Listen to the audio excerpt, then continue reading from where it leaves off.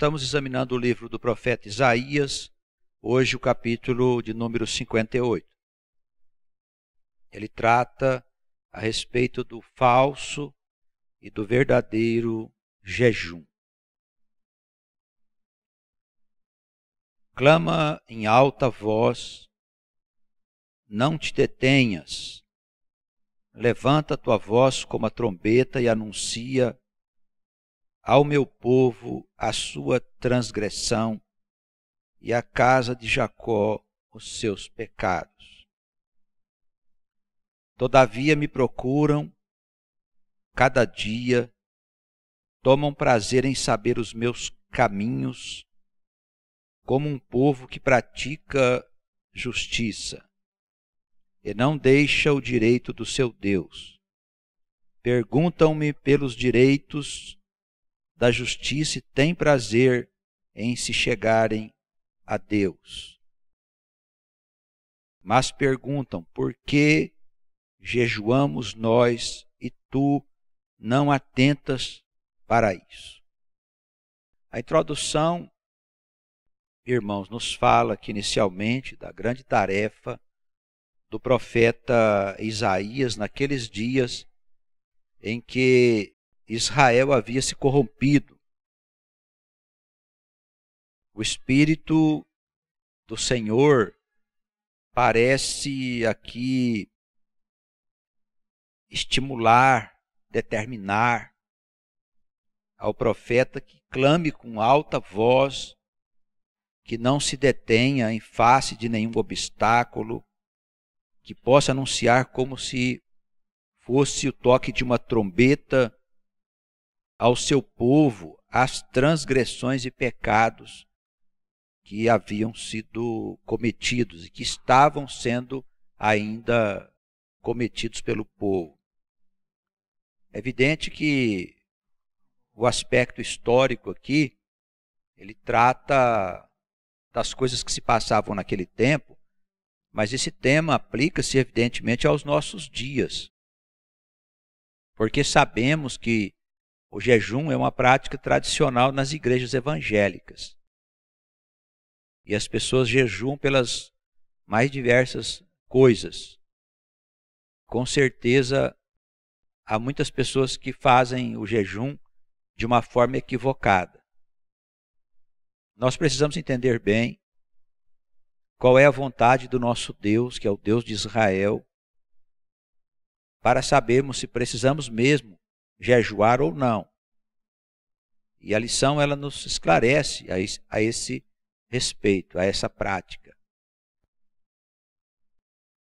Do mesmo modo que o Senhor disse a Isaías para com alta voz anunciar, nós também, não só a respeito do jejum, mas das demais coisas que nós precisamos anunciar, é necessário que tenhamos coragem e que a gente não se detenha, porque se nós somos os atalaias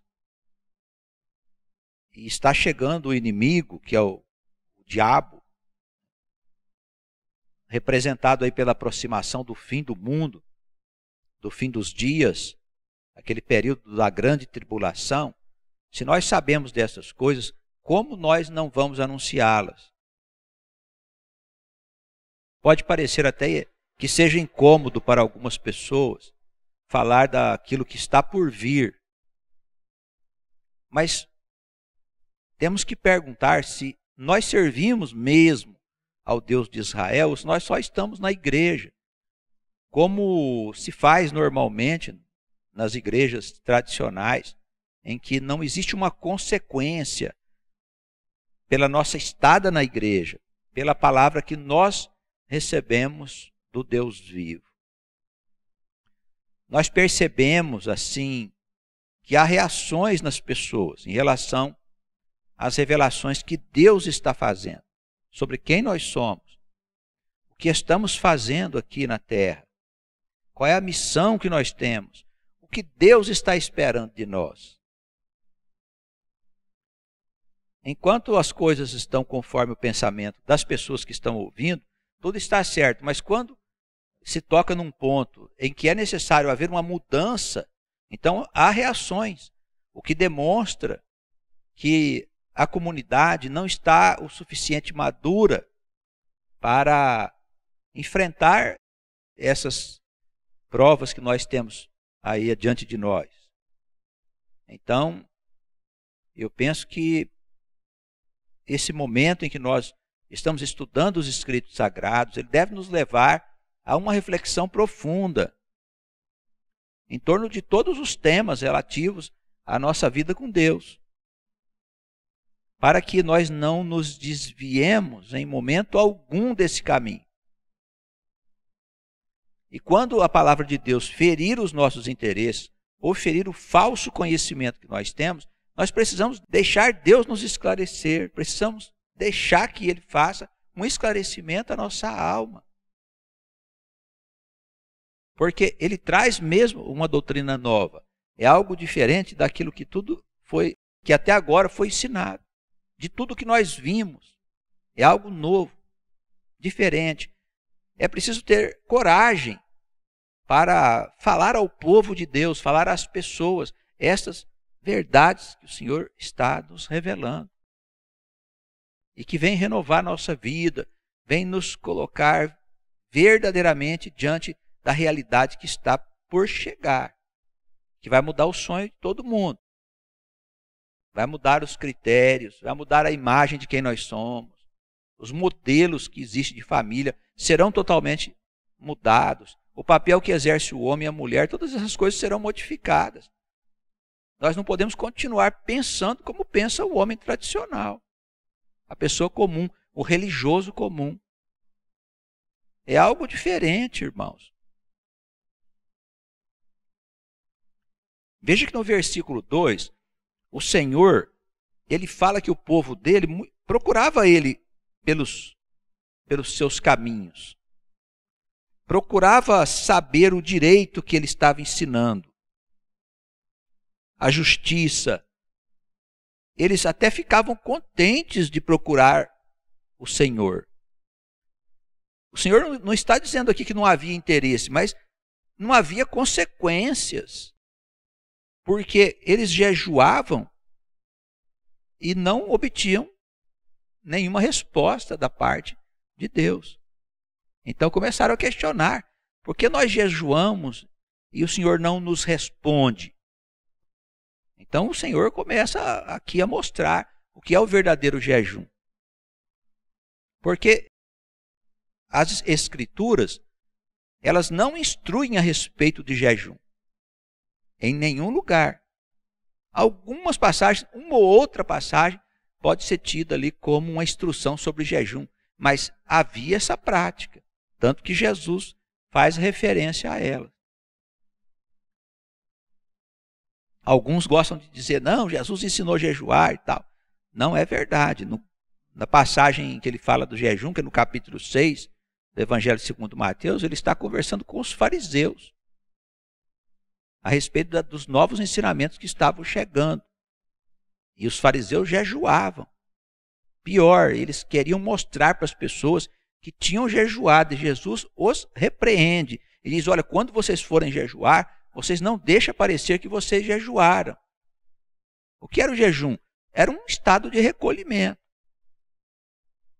com finalidades espirituais. Não se jejuava por coisas materiais, como se faz aí constantemente. Jejum para uma coisa, jejum para outra. Não tinha nada disso. Isso é o falso jejum. O jejum de Isaías é o jejum que você tem que fazer. Eles inventam o jejum de Daniel, o jejum de não sei quem. É tudo coisa inventada. Porque era uma prática comum, mas o jejum era um recolhimento, onde se comia uma comida leve, a pessoa ficava dias em oração, em reflexão, em contato com a mente divina. Alguém está disposto a jejuar desse jeito? Se recolher e ficar lendo a Escritura, orando, meditando? É capaz. Eles preferem ficar sem comer, sem tomar Coca-Cola, sem ir no McDonald's, né? Eles preferem fazer esse jejum. Aí depois quer que Deus dê alguma coisa para eles. Então o jejum verdadeiro, o que se fazia ao longo da história, o que o Senhor fez várias vezes, os apóstolos faziam, era um recolhimento.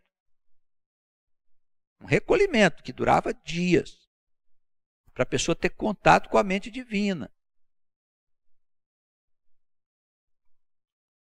Eles então reclamavam, começaram a procurar o profeta e dizer para ele: olha, por que nós jejuamos e Deus não responde? Nós afligimos as nossas almas. Por que afligiam a alma? Porque ficavam como num estado de sofrimento. O jejum para eles não era uma coisa agradável. Ficavam num estado de sofrimento. Não estamos obtendo respostas. Eles queriam saber. E o Senhor começa a responder, né? Aí no versículo 3 mesmo. Eis que no dia em que jejuais, achais o vosso próprio contentamento e requereis todo o vosso trabalho. Vocês estão jejuando por coisas de interesse pessoal. Vocês não estão jejuando para tratar dos meus interesses. Essa aqui é a resposta que Deus está dando. Então, quando alguém faz um jejum aí para conseguir coisa material, o sujeito faz jejum para passar no concurso, o outro faz jejum para comprar um carro, para ser bem sucedido financeiramente. Se você obtiver resultado, você pode ter certeza que quem está te dando isso não é o Espírito de Deus. Porque tem um outro poder no mundo que dá riquezas, dá prosperidade, dá qualquer coisa que você pedir. Se você pedir para o Deus errado, você vai ver o que vai acontecer. Porque se o seu coração estiver voltado para as coisas da terra, se você falar em nome de Deus, você vai encontrar um outro espírito que vai te dar as coisas. E vai se surpreender do outro lado quando você acordar, né? Porque vai morrer um dia a criatura infeliz. E quando chegar do outro lado, vai ter uma surpresa. Porque não compreendeu os princípios dos ensinamentos do Senhor. É muito claro. São muito claros todos os princípios. Para que, eis que, versículo 4, para contendas e debates, jejuais. Para ferir descompunho iníquo, não jejueis como hoje, para fazer ouvir a vossa voz ao alto. Então, eles jejuavam por coisas terrenas, eles queriam ter vitória sobre o inimigo. Jejuavam, depois iam brigar, guerrear, eles queriam que Deus os ajudasse, para isso eles jejuavam. Então o Senhor diz: não é esse o verdadeiro jejum. Aí ele começa a explicar: será que é esse o jejum que eu escolheria, que o homem um dia afligisse a sua alma? Verso 5: que incline a sua cabeça como junco, que fique de joelhos, que estenda debaixo de si saco e cinza. Chamarias tu a isso jejum e dia aprazível ao Senhor, dia agradável ao Senhor? Não é esse o jejum. Eu não quero você de joelho, eu não quero você sem comer, eu não quero você martirizando o seu corpo. Não é o jejum exterior que Deus se interessa. É o jejum interior. É uma outra coisa o jejum verdadeiro. Isso não impede que a gente se recolha para orações. Se quiser ficar sem comer, ótimo. Coma aí um pão, alguma coisa leve, para você também não martirizar o seu corpo. Isso de modo algum agrada o Senhor, irmãos. Isso é um equívoco que existe aí no meio cristão. Um equívoco. Esse é um dos equívocos que existe no meio cristão. Os homens criaram práticas desnecessárias. E fazem coisas equivocadas. E o fazem em nome de Deus. Mas há consequências. O Senhor pergunta: você acha mesmo que eu quero que você fique sem comer? É isso que você pensa que é o jejum que me agrada? Está escrito aqui. Veja bem aí, irmãos, para não vir dizer que o pastor está inventando coisas. E ele começa a dizer qual é o verdadeiro jejum. Não é esse o jejum que eu escolhi? Versículo 6. Que soltes as ligaduras da impiedade. O que quer dizer isso? Solte o que? As correntes. Ligadura aqui são correntes da impiedade. O que é impiedade? É uma vida sem amor.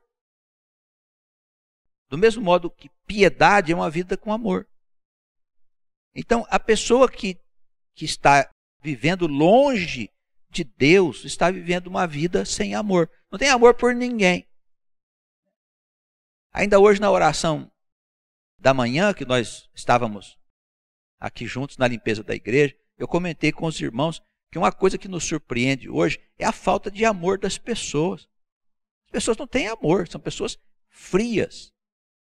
Elas não percebem, por exemplo, a necessidade das plantas, não é? A gente não sabe apreciar um jardim, cuidar de uma planta que está passando sede, um passarinho que está fazendo um ninho ali para poder chocar os seus filhotinhos. As pessoas não têm percepção, porque estão doentes, gravemente doentes.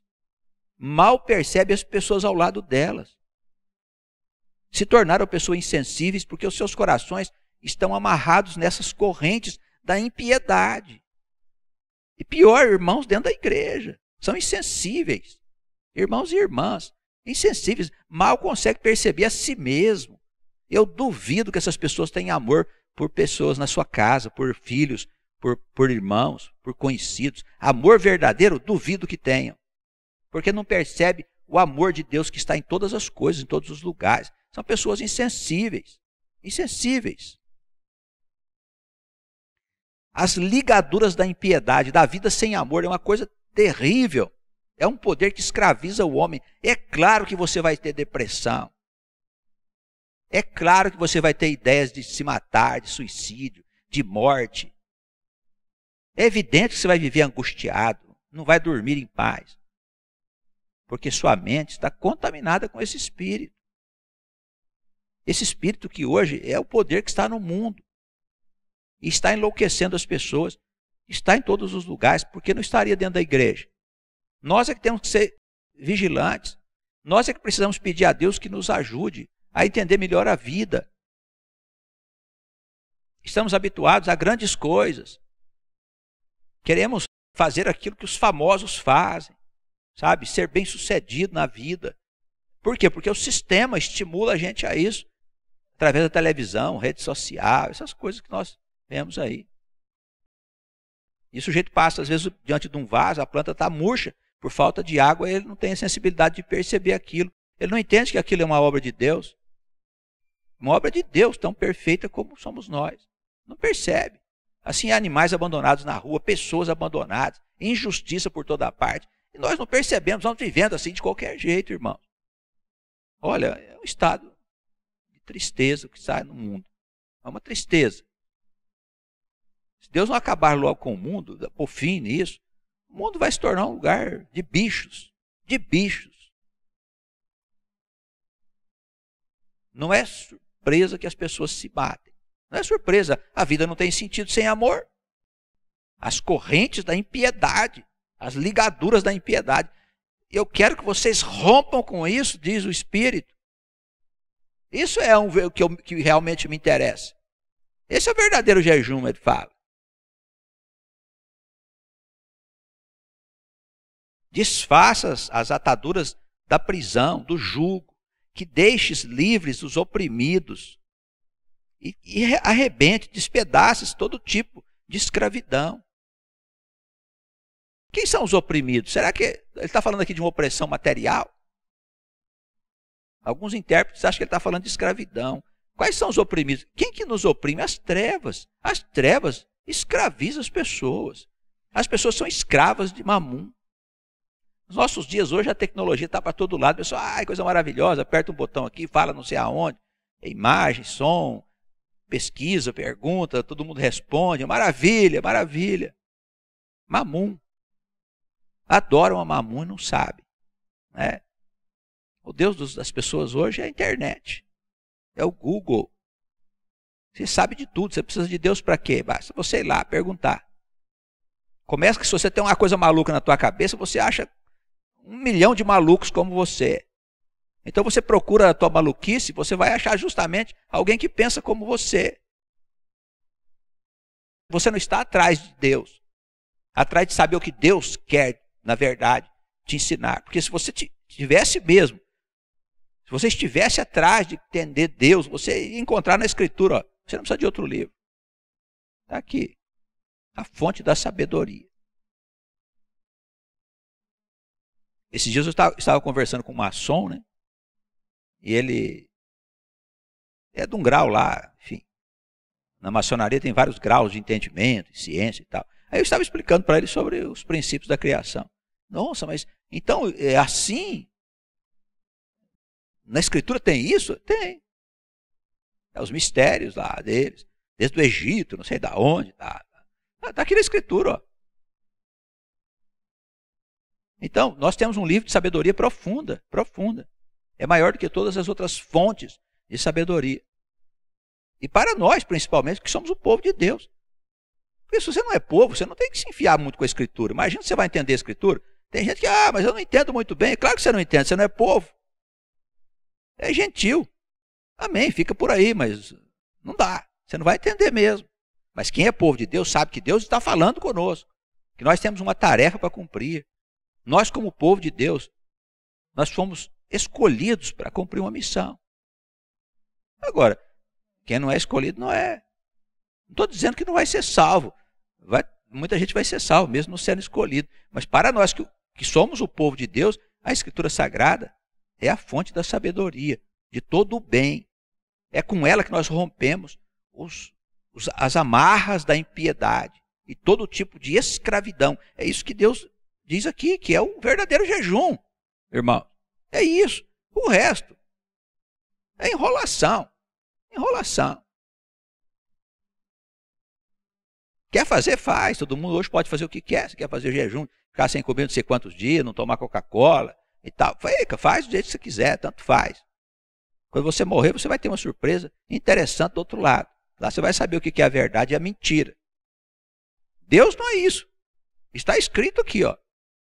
Sempre quando me perguntam sobre jejum, eu digo, faz o jejum de Isaías. Pastor, como é que eu faço o jejum? Eu digo, faz o de Isaías. Eles correm lá, quando vê isso aqui, pronto, nem dá resposta, entendeu? Não dão resposta.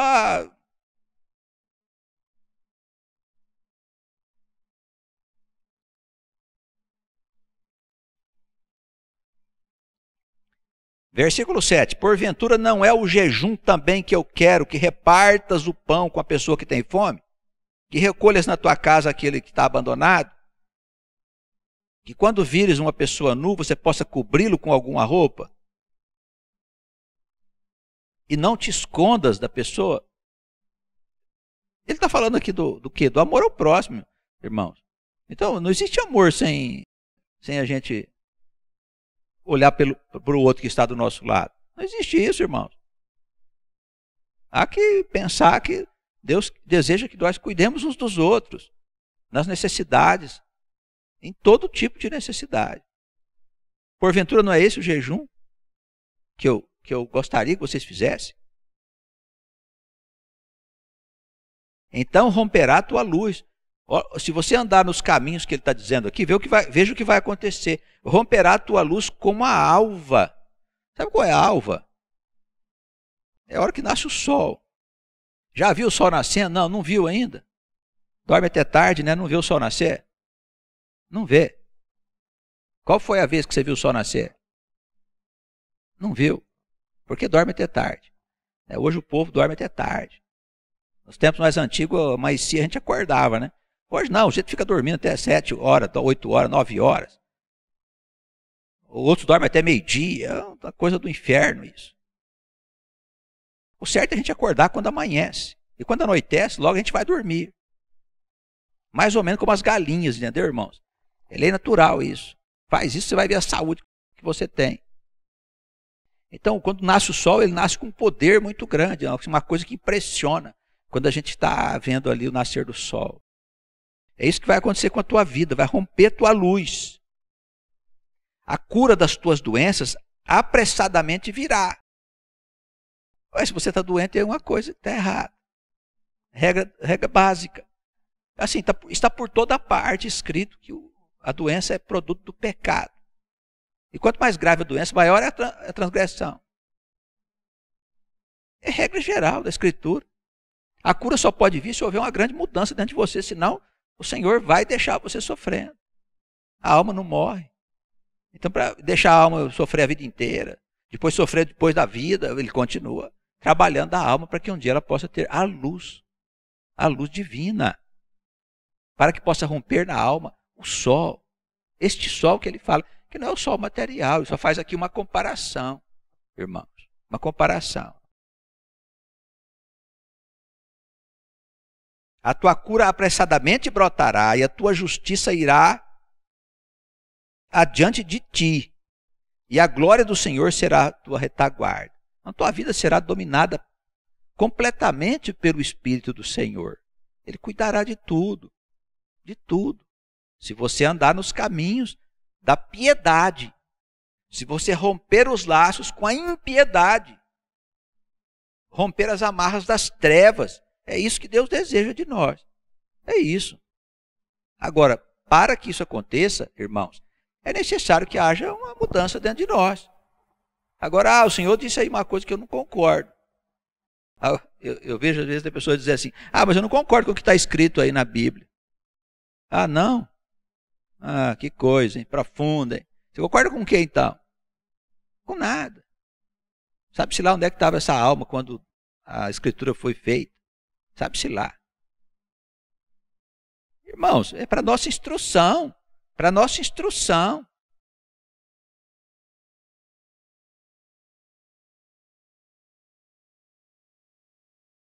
Então clamarás, você vai pedir e o Senhor te responderá. Gritarás e ele dirá, eis-me aqui. Se tirardes do meio de ti o jugo e estender do dedo e o falar iniquamente. Outra coisa que ele está falando aqui, que é o estender do dedo, é fazer juízo.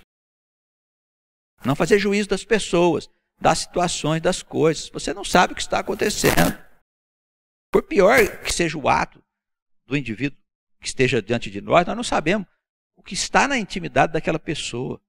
Quais foram as circunstâncias que levaram aquele indivíduo àquele comportamento. São muitos fatores, visíveis e invisíveis, psicológicos e espirituais. Não dá para você fazer juízo, então, irmãos. Guarda o dedo. O dedo aqui aponta o dedo, né? Guarda o dedo. É isso que o Senhor está pedindo. Esse é o verdadeiro jejum.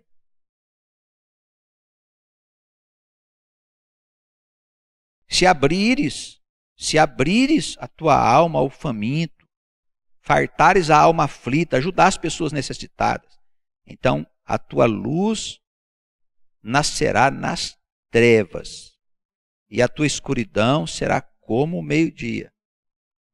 Percebe? Naturalmente nós vivemos em trevas.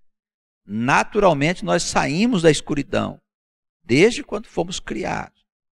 É preciso romper essa escuridão.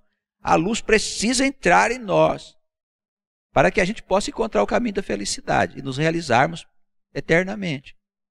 É para sempre. A gente vai viver vida após vida, trabalhando na obra de Deus, de posse da nossa eternidade, de posse da luz divina.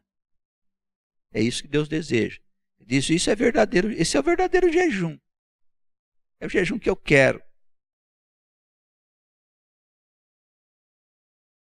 O Senhor te guiará continuamente, versículo 11, e fartará a tua alma em lugares áridos, e fortificará os teus ossos, e serás como um jardim regado, e como um manancial cujas águas nunca faltam.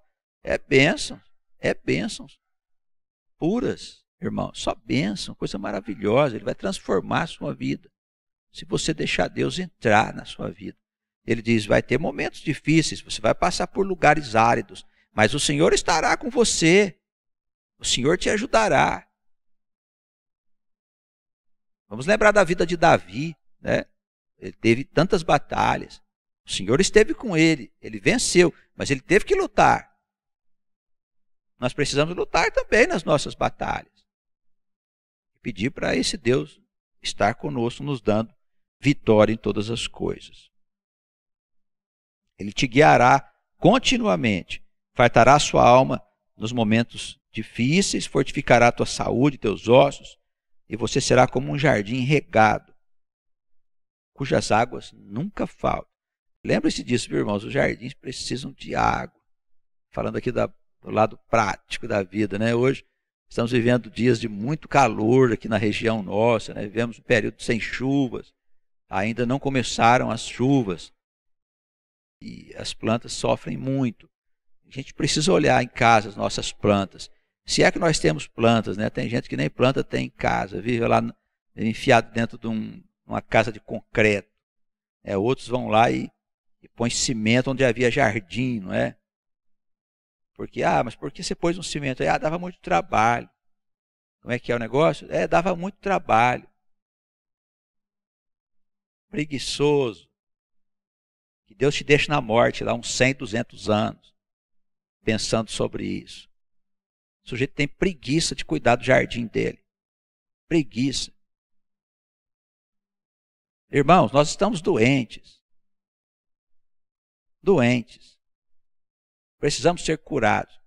Que o Espírito do Senhor faça vir sobre nós o peso da sua mão para nos curar de todos esses males, para salvar nossa alma. Porque senão seremos condenados com as multidões. Pode ter certeza, vamos ser condenados. Se nós continuarmos insensíveis ao amor, insensíveis à obra de Deus, como é que nós podemos viver desse jeito, irmãos?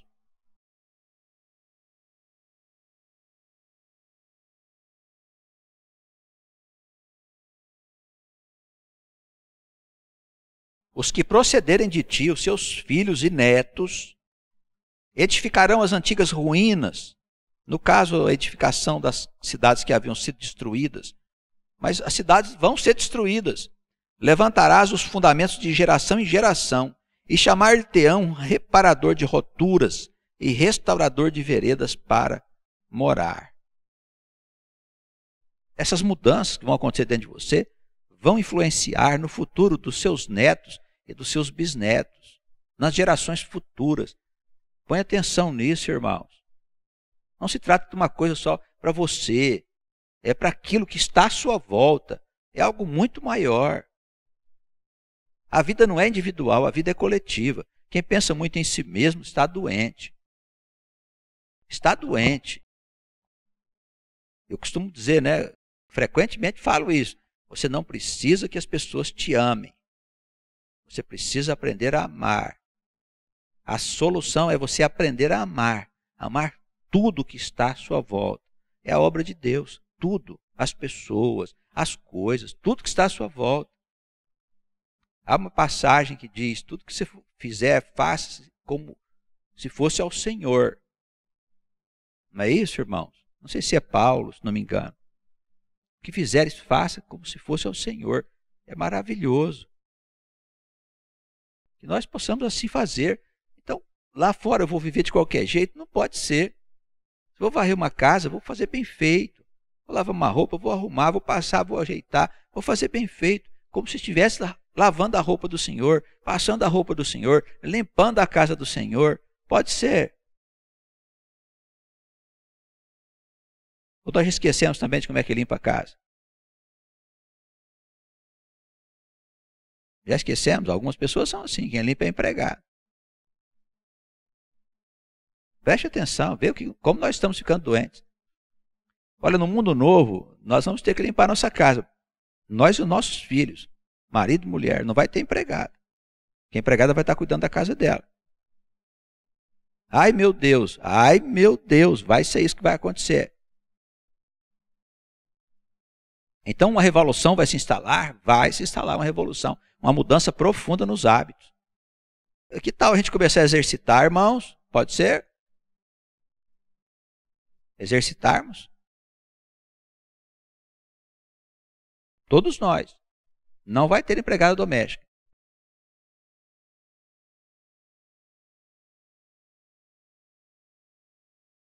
Aqui, o versículo 13, né, a tradução judiou um pouquinho, né? Se desviares o teu pé do sábado, na verdade não é isso, é se profanares o sábado.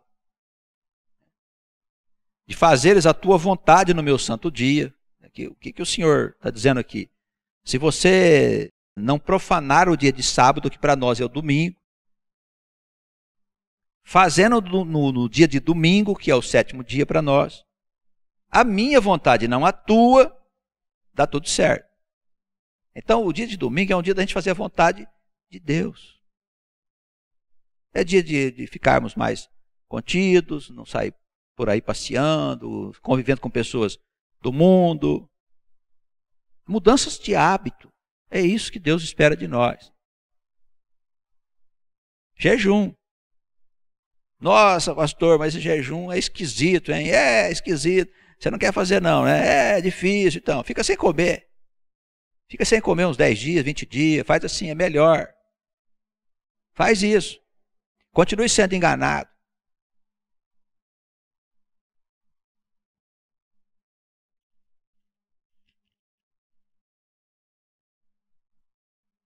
Se não profanares o sábado, versículo 13, se fazeres a minha vontade, não a tua, e chamares ao sábado deleitoso, gostar desse dia, e o santo dia do Senhor, olha como nós devemos chamar o nosso domingo, né?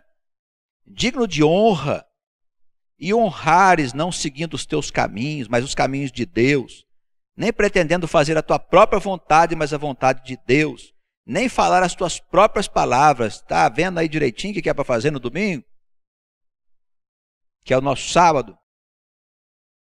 Então, te deleitarás no Senhor, e te farei cavalgar sobre as alturas da terra, e te sustentarei com a herança de teu pai Jacó, porque a boca do Senhor o disse.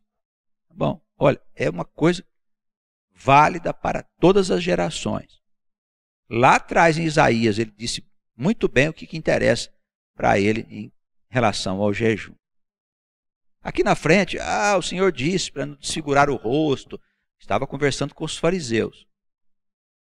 O Senhor jejuou do deserto, foi para o deserto não para jejuar, para ser tentado pelo diabo, e ficou sem comer durante 40 dias. É isso.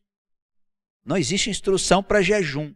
Outra coisa, em Marcos capítulo 2, versículo 22, o Senhor fala com toda clareza, para quem quiser entender, que jejum é um odre velho.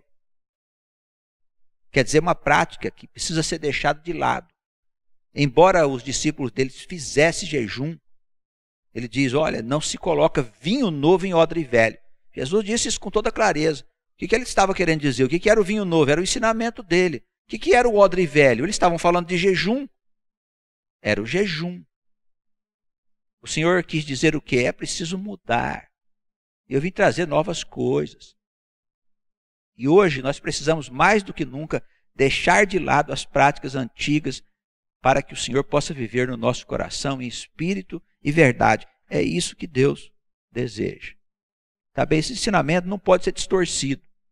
Quando alguém perguntar para você, como é que é o jejum lá de vocês? Você pode falar Isaías 58. É bom, você fala ótimo, vai lá e faz. E na próxima vez que você encontrar, você pergunta se ele fez. Vamos puxar esses meninos aí na responsabilidade, né? Vamos acordar essa gente, tirar da escuridão, romper as cordas da escravidão. Estão escravos das trevas. Essa é a verdade. Deus nos abençoe, nos guarde no seu muito amor, nas suas misericórdias. Amém.